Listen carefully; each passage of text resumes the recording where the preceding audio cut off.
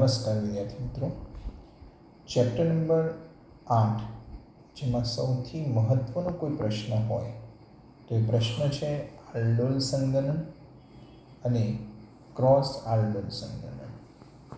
તો આલ્ડોલ સંગનન વિશે જ્યારે આપણે સમજૂતી મેળવીએ છીએ ત્યારે આપણી પાસે એક કોન્સેપ્ટ ક્લિયર થઈ જવો જોઈએ કે જે સંયોજનના આલ્ડીહાઇડ સમૂહ અને કીટોન સમૂહ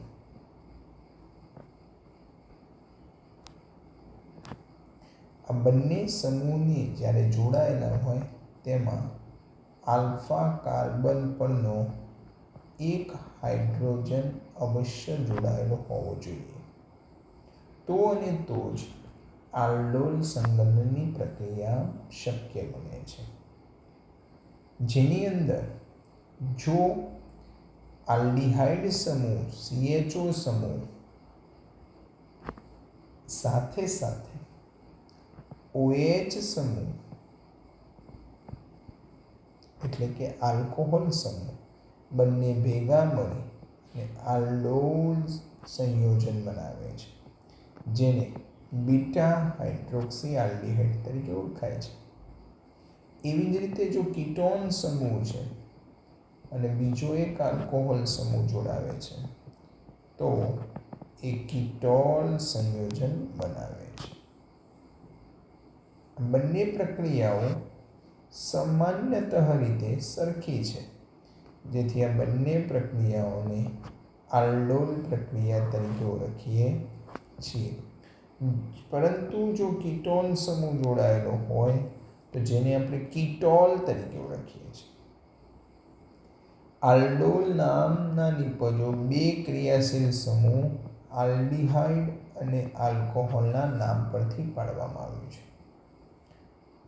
આલ્ડોલ અને કીટોન સંયોજનોને ગરમ કરીએ છીએ તો ગરમ કરવામાં આવતા પાણીનો અણુ ગુમાવી આલ્ફા બીટા અસંતૃપ્ત કાર્બોનિલ સંયોજનો બનાવે છે, જે આલ્ડોલ સંગનનની નિપજો છે. આ પ્રક્રિયાને આલ્ડોલ સંગનન પ્રક્રિયા કહીએ છીએ.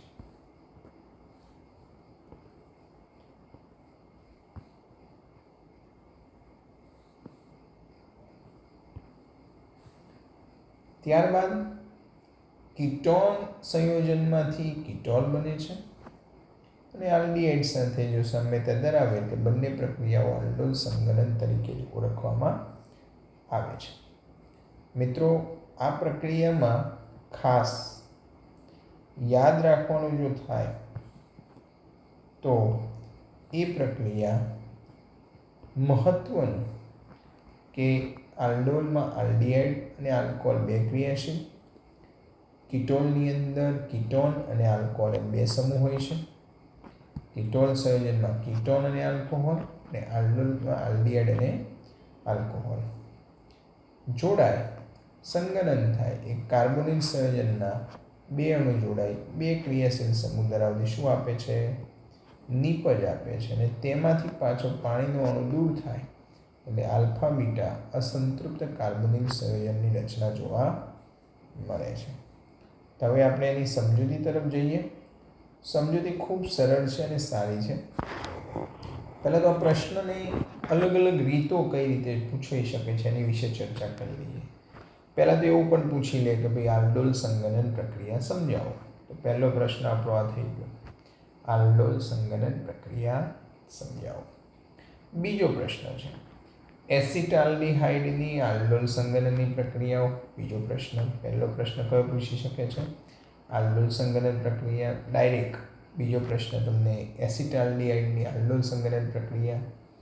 ત્રીજો પ્રશ્ન તમારી પાસે જો આવે તો એસિટાલ્ડીહાઇડમાંથી બ્યુટુઇનાલમાં પરિવર્તન કરતો ત્રીજો પ્રશ્ન તમને પૂછી શકે છે. આવા અનેકવિધ પ્રશ્નો અલગ અલગ રીતે પૂછવામાં આવે પણ જવાબ એક જ હોય. મિત્રો, અહીંયા આપણી પાસે ઇથેનોલના બે મોલેક્યુલ લીધેલા છે. એનો મતલબ કે આલ્ડીહાઇડ સભ્ય આલ્ડીહાઇડ સમૂહ સાથેના સભ્યો કેટલા લીધેલા છે? 2, એટલે કે 2 મોલ જેટલા લીધેલા છે. એની અંદર એની ગોઠવણીને પહેલાં મારે સમજાવી દેવી પડે કે આ કાર્બન છે, કાર્બન સાથે હાઇડ્રોજન જોડાયેલો છે CH3, carbon, double bond oxygen અને અહીંયા હાઇડ્રોજન છે, રાઈટ છે. બીજો જે આલ્ડીહાઇડ છે ઇથેનોલ, જેને હું થોડુંક સેપરેટલી લખી દઉં છું. હાઇડ્રોજન, હાઇડ્રોજન અને અહીંયા પણ હાઇડ્રોજન, સાથે અહીંયા કાર્બન, ડબલ બોન્ડ O અને અહીંયા પાછો. બંને બાજુ તમે જોઈ શકો છો કે આલ્ડીહાઇડ સમૂહ જોડાઈ ગયા છે.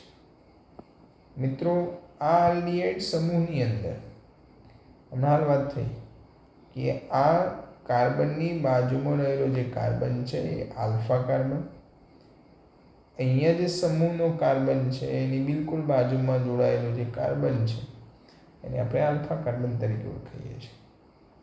આ આલ્ફા કાર્બન પરનો એક હાઇડ્રોજન એ બીજા આલ્ડીહાઇડ સમૂહના ડબલ બોન્ડ ઓક્સિજન સાથે જોડાવા જાય એટલે આ દ્વિબંધ તૂટે.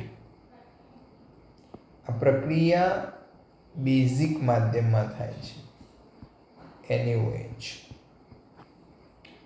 અને એટલા માટે બનતી જે પ્રક્રિયા છે એમાં કાર્બન ઉપર OH, અહીંયા H અને અહીંયા CH3, શું વધ્યું CH2 અને પાછો CHO. આ બનતી પ્રક્રિયાને આ બનતી જે નિપજને 3 અને 4 નંબર આપતા એનું નામકરણ થાય 3-હાઇડ્રોક્સી બ્યુટેનાલ. આપણને જે આ નિપજ પ્રાપ્ત થાય છે એ નિપજ પ્રાપ્ત થઈ તેની અંદર ફરીથી મારે તમને સમજાવવું છે. આ બીજું જે સંયોજન છે એનું હાઇડ્રોજન એ આલ્ફા હાઇડ્રોજન કહેવામાં આવે છે, જેનો સ્વભાવ એસિડિક છે. એ ડબલ બોન્ડેડ કાર્બોનિલ સંયોજન સાથે જોડાવા જશે, દ્વિબંધ તોડશે અને ત્યાં એક OH સમૂહ જોડાશે અને અહીંયા CHO. જે આગળ આપણે ચર્ચા કરી કે આપણને જે નિપજ મળશે જેની અંદર 2 સમૂહ હાજર હશે. ત્યારબાદ આ જ પ્રક્રિયામાંથી આપણે પાણીના મોલેક્યુલ દૂર કરીએ, એટલે કે H2O દૂર કરીએ, તો અહીંયાથી OH અને એના જોડે રહેલું જે કાર્બનના 2 હાઇડ્રોજન છે એમાંનો એક હાઇડ્રોજન લઈ દૂર થાય તો મને નિપજ મળે છે CH3 CH CH CHO. મિત્રો, અહીંયાથી OH જાય એટલે એક ઇલેક્ટ્રોન અહીંનો, અહીંયાથી એક હાઇડ્રોજન જાય એટલે એક ઇલેક્ટ્રોન અહીંનો, બંને ભેગા થઈ અને અહીંયા CH CH વચ્ચે દ્વિબંધ બનાવે છે, જેમાં 4 કાર્બન છે. આ 4 કાર્બનને આધારે બ્યુટ અને બીજા કાર્બન ઉપરથી દ્વિબંધ બને છે, એટલે બ્યુટ ટુ ઇનાલ તરીકે ઓળખીએ છીએ. મિત્રો, આ થઈ ગઈ આલ્ડોલ સંગઠન પ્રક્રિયા. ઓકે, ક્લિયર થઈ જાય છે મગજમાં? આખી પ્રક્રિયા ફરીથી વાત કરી લઉં. 2 આલ્ડીહાઇડ્સ સભ્યો લીધેલા છે, બંને સમાન છે. ઇથેનોલ લીધેલા છે, જેને મંદ NaOH સાથે પ્રક્રિયા કરાવીએ છીએ તો આલ્ફા હાઇડ્રોજન એ ક્રિયાશીલ સમૂહના કાર્બોનિલ સંયોજનના ઓક્સિજન સાથે જોડાવા જાય છે, દ્વિબંધ બ્રેક થાય છે, OH જો બને છે અને બીજી બાજુ CHO એક્ઝિટ થાય છે. ત્યારબાદ તેમાંથી પાણીનો મોલેક્યુલ દૂર થતાં OH અને તે જ આલ્ફા કાર્બનમાંથી હાઇડ્રોજન બીજો એની સાથે જોડાઈ H2O દૂર થાય છે અને મને આલ્ડોલ સંગઠન નિપજ પ્રાપ્ત થાય છે.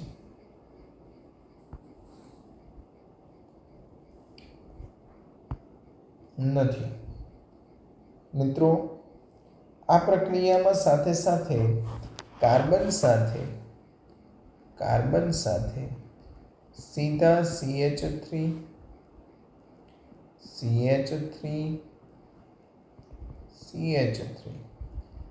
અને CHO આ પણ આલ્ડીહાઇડ આપણને આલ્ડોલ સંગનનની પ્રક્રિયા નથી આપતું. કેમ નથી આપતું મિત્રો? અહીંયા જુઓ, CHO જે સમૂહ છે એની બાજુનો જે કાર્બન છે એના પર કોઈ પણ પ્રકારનો હાઇડ્રોજન હાજર છે નહીં. હાઇડ્રોજનની ગેરહાજરી, તો આલ્ડોલ પ્રક્રિયા કરશે નહીં. ત્યારબાદ HCHO. મિત્રો જુઓ, આ સમૂહ છે અને સમૂહની બાજુમાં કોઈ જ કાર્બન નથી અને તેના પરનો હાઇડ્રોજન નથી, તો ડાયરેક્ટ હાઇડ્રોજન છે, જે આલ્ફા હાઇડ્રોજન કહેવાય નહીં. તો આ પણ પ્રક્રિયા આપશે નહીં.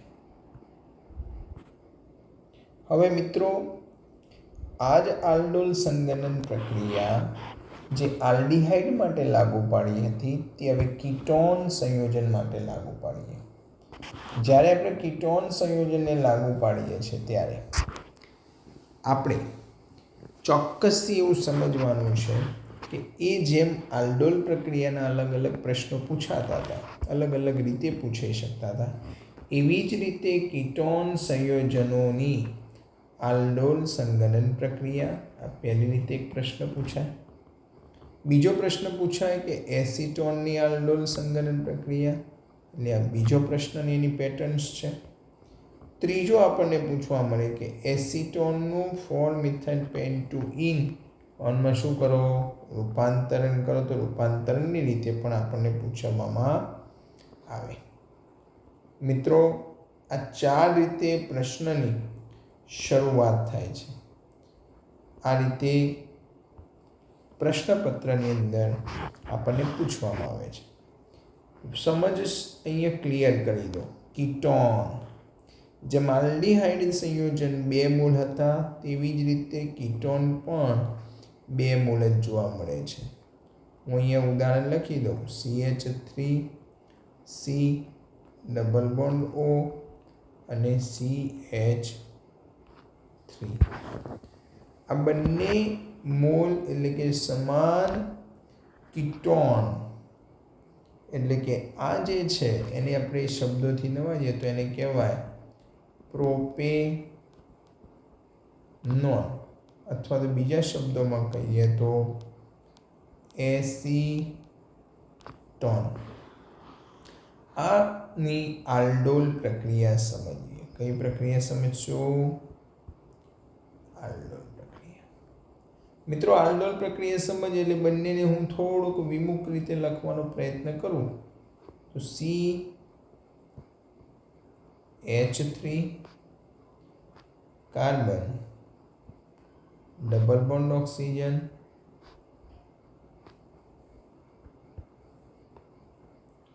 CH3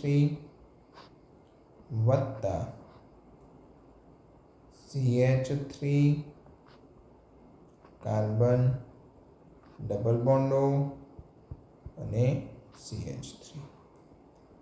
એની જ્યારે આપણે બેઝિક માધ્યમમાં પ્રક્રિયા કરાવીએ છીએ BaOH ટ્વાઇસ બેરિલિયમ હાઇડ્રોક્સાઇડ અને NaOH માં પ્રક્રિયા કરાવીએ તો ફરીથી યાદ કરાવી દઈએ કે સમૂહ કાર્બન જે છે એની બાજુમાં આવેલું જે કાર્બન છે એ આલ્ફા કાર્બન, તેના ઉપરથી એક હાઇડ્રોજન એ બાજુમાં રહેલો બીજો જે કીટોન સભ્ય છે એના ઓક્સિજન સાથે જોડાવા જાય એટલે ડબલ બોન્ડ તૂટી જાય તો સંયોજન કંઈક આવું બને. કાર્બન ઉપર OH સભ્ય લાગે, અહીંયા આ નીચેની તરફ CH3 જોડાવી જાય, ત્યાર પછી CH3 માંથી હાઇડ્રોજન એક ઓછો થયો એટલે CH2 C double bond of O અને CH3 આવો સભ્ય બને, જેને આપણે 1 2 3 4 અને આ 5 નામકરણ જો લખવું હોય તો 4 હાઇડ્રોક્સી 4 મિથાઇલ પેન્ટેન 2 ઓન બીજા સ્થાન પર શું છે ડબલ બોન્ડ ઓફ ઓ છે એનું આપણે જો મંદ HCl માં પ્રક્રિયા કરાવીએ અને એમાંથી H2O દૂર કરીએ તો ફરીથી યાદ કરી દેવડાવું આ જે OH સભ્ય છે તે અને આ CH2 માંથી એક હાઇડ્રોજન નીકળી અને સંયોજનની રચના થશે જોઈએ CH3 C CH3 એક OH નીકળી ગયું તો અહીંયા double bond CH C double bond of O CH3 નામકરણ લખીએ તો ચોથા કાર્બન ઉપર methyl group 4 methyl 1 2 3 and 4 total કેટલા 5 પેન્ટ ત્રીજા કાર્બન ઉપર દ્વિબંધ 3E અને બીજા કાર્બન ઉપર ઓન પ્રત્યય લાગે કીટોન ઓકે તો આ બનતી પ્રક્રિયા કીટોન સભ્ય સાથે કીટોન જોડાય ત્યારે આલ્ડોલ સંગલનની પ્રક્રિયા